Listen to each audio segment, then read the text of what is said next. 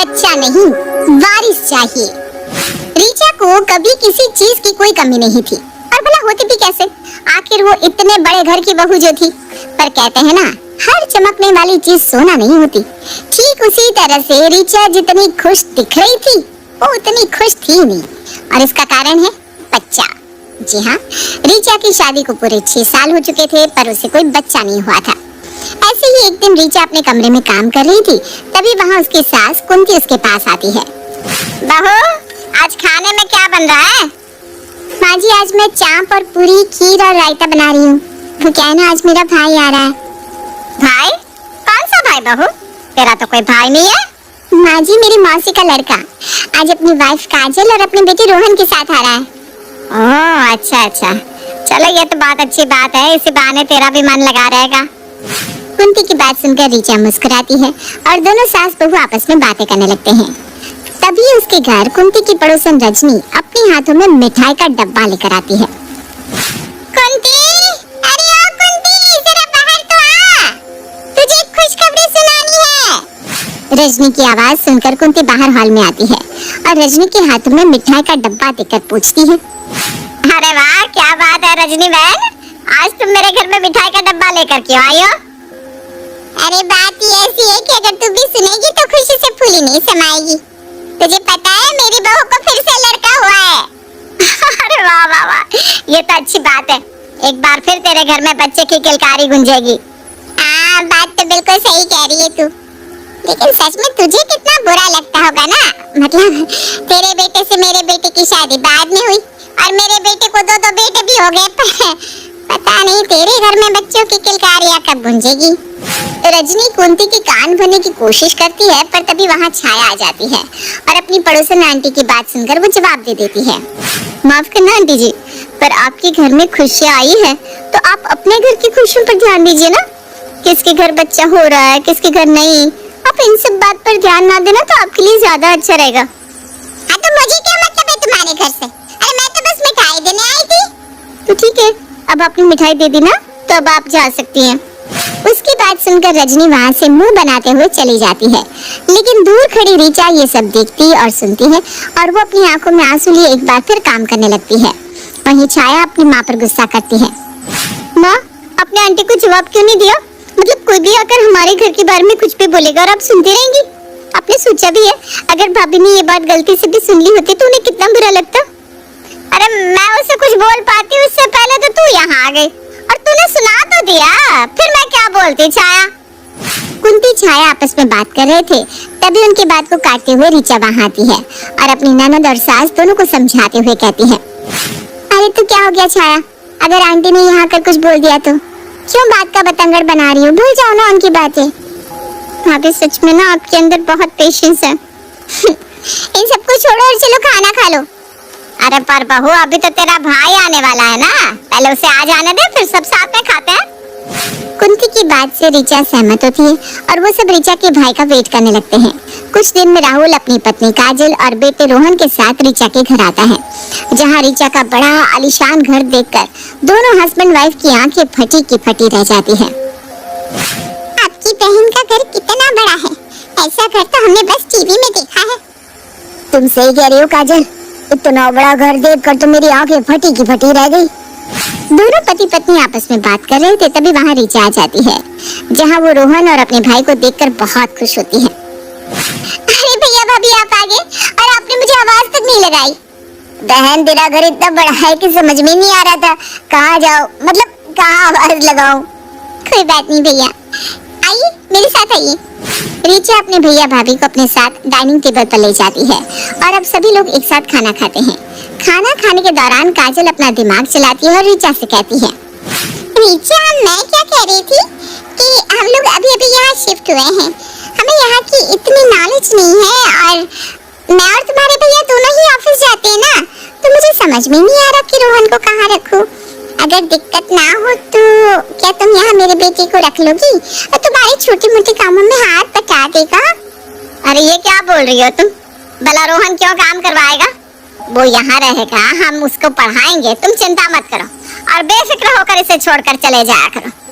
वैसे भी रोहन यहाँ रहेगा तो हमारा इससे मन भी लगा रहेगा, क्या बहू? हाँ हाँ, क्यों नहीं माँ जी। ठीक है आंटी जी, और थैंक यू सो मच। भाभी आप बेफिक्र हो जाइए, आखिर रोहन भी तो मेरा ही बेटा है। रीचा की बात सुनकर काजल के चेहरे पर एक मुस्कान आ जाती है, जिसके बाद काजल और राहुल रोहन को रीचा के पास छोड़कर चले जाते हैं। रोहन के साथ आज पहले ही दिन में रीचा और कुंती काफी घुल मिल जाते हैं। रोहन के साथ खेलते खेलते उनका पूरा दिन निकल जाता है और शाम को राहुल रोहन को अपने साथ ले जाता है। समय यूं ही गुजरता है और गुजरते समय के साथ न सिर्फ रीचा और कुंती बल्कि छाया और मोहित भी उससे अटैच्ड हो गए थे। रोहन जब भी रीचा के पास आता तो सब लोग उसे पढ़ाते और एक अच्छी परवरिश देते।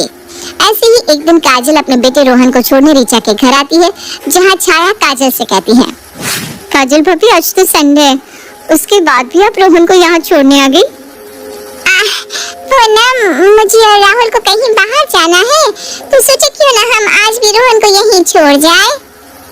अरे तो क्या हो गया भाभी, वैसे भी रोहन से मैं कुछ ज्यादा ही अटैचमेंट हो गई है, मन ही नहीं करता इसे खुद से दूर करने का।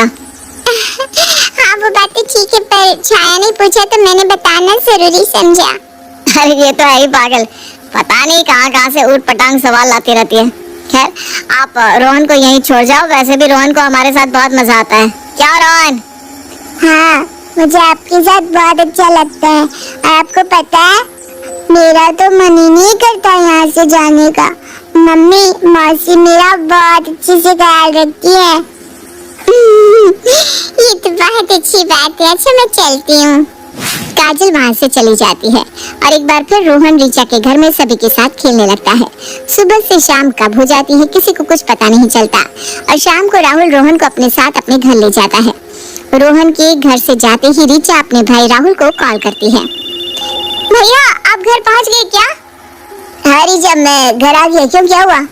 नहीं वो ना बस ऐसे ही अजीब सा मन हो रहा था, इसलिए सोचा क्यों ना आपको कॉल करके पूछ लूं कि रोहन कैसा है।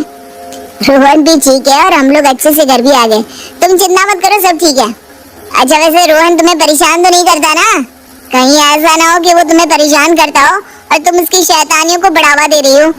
अरे नहीं भैया, रोहन हमें बिल्कुल भी परेशान नहीं करता, बल्कि वो तो बहुत अच्छे से रहता है। राहुल और रीचा आपस में बात कर रहे थे, तभी रोहन आता है और अपने पापा से फोन की जिद करने लगता है। उसको ऐसे जिद करता देख राहुल उसको फोन दे देता है, पर इसी बीच राहुल कॉल काटना भूल जाता है। रोहन फोन लेकर वहीं बैठ जाता है, तभी काजल वहाँ आती है। किसका कॉल था राहुल? और किसका होगा, रीचा का। पूछ रही थी मैं और रोहन सही से घर पहुँच गए कि नहीं। तुम्हारी बहन भी ना सच में बहुत बेवकूफ है, उसे किसी बात समझ में नहीं आ रही कि हम अपने बेटे को उसके घर क्यों छोड़ रहे हैं। काजल वैसे सच कहूँ तो मुझे भी समझ में नहीं आया कि हम अपने बेटे को रीचा के घर क्यों छोड़ रहे हैं। राहुल तुम्हारे इस क्वेश्चन से सच में मुझे लगता है कि तुम्हारा पूरा परिवार ही उल्टी खोपड़ी का है। अरे मैं रोहन को वहाँ इसलिए नहीं छोड़ती कि मेरे रोहन से उनका मन लगा रहे, बल्कि मैं रोहन को इसलिए छोड़ती हूँ क्योंकि तुम्हारी बहन करोड़ों में खेल रही है, उसकी कोई औलाद है नहीं, जाहिर सी बात है उसको बच्चों से काफी लगाव होगा। बस इसी का फायदा हमें उठाना है। वहाँ रहने से हमारे बेटे की अच्छी परवरिश हो रही है, कुछ दिन में वो लोग रोहन का एडमिशन एक अच्छी सी स्कूल में करवा देंगे। धीरे धीरे मेरा बेटा उनके दिल के साथ उनके घर में भी जगह बना लेगा और मौके का फायदा उठाकर हम उनकी करोड़ों की प्रॉपर्टी भी हथिया लेंगे। अरे वाह क्या आइडिया है तुम्हारा, दिमाग मतलब कमाल कमाल भाई। इस बात से अनजान राहुल और काजल की कॉल पर उनकी सारी बातें मोहित सुन रहे थे। वो अपनी कामयाबी की खुशियां मना रहे थे, पर रीचा के दिल को बहुत गहरा धक्का लग गया और उन दोनों की बातें सुनकर रीचा रोते हुए मोहित के गले लगकर कहती है, देख रहे हो मोहित, मेरी ममता का मेरे भाई ने क्या सिला दिया। मेरा भाई ऐसा करेगा सपने में भी नहीं सोचा था। अरे उसके बेटे को मैंने कभी पराया नहीं समझा, बल्कि हमेशा अपनी औलाद समझी। फिर भी कोई बात नहीं रिया, तुम्हारे भाई और भाभी ने जो सोचा था अब होगा वही। बस फर्क इतना रहेगा कि अब उनका रोहन पर कोई अधिकार नहीं होगा, क्योंकि मैं रोहन को लीगली अपना बेटा बनाऊंगा, उसको गोद लूंगा। मोहित रीचा को समझाकर सुला देता है, जिसके बाद वो अगले सुबह कोर्ट से लीगल पेपर मंगवाता है। और जब काजल और राहुल रोहन को छोड़ने के लिए रीचा के घर आते हैं, तब राहुल आज से रोहन हमारे पास ही रहेगा, क्योंकि हम रोहन को लीगली गोद ले रहे हैं। अब ना तो तुम दोनों का कोई हक रोहन पर आएगा और ना ही तुम इसे अपना बेटा कह सकती हो। ये आपको क्या हो गया? आप ऐसी बातें क्यों कर रहे हैं? आप जानते हैं ना कि हम अपने बेटे को यहाँ बस छोड़ के जाते हैं। बस करो भाभी, आप दोनों के दिमाग में क्या चल रहा है हमें पता चल चुका है, इसलिए आप हमारे सामने अच्छे बनने का ढोंग मत ही कीजिए। ऋचा की बात सुनकर राहुल और काजल के होश उड़ जाते हैं। अब आप यही सोच रहे हैं ना कि ये सब मुझे कैसे पता चला? जब कल रात आप दोनों प्लान कर रहे थे कि आप मेरी दौलत को हड़प लेंगे रोहन के जरिए, तब मुझे आप दोनों का घिनौना सच पता चला। इसलिए अब आप दोनों इस पेपर पर सिग्नेचर कीजिए और भूल जाइए रोहन को। नहीं, मैं अपना बेटा कभी किसी को नहीं दूंगी, किसी को भी नहीं दूंगी। काजल अपने बेटे को अपनी गोद में उठाती है और वहाँ से रोहन को लेकर चली जाती है।